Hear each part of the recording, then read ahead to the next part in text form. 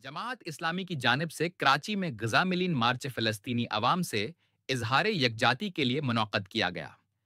ये मार्च हालिया इसराइली मजालिम के खिलाफ और फ़लस्तीन के हक में पाकिस्तान भर में होने वाले बड़े मज़ाहिरों में से एक है।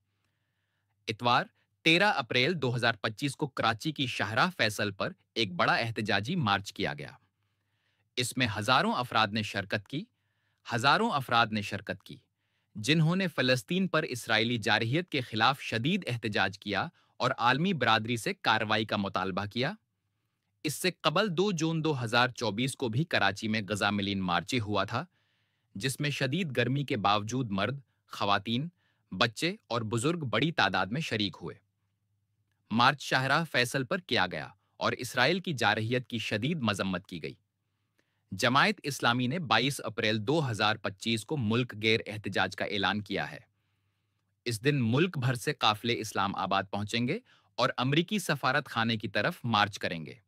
इसे पाकिस्तान की तारीख का एक बड़ा एहतजाज करार दिया जा रहा है।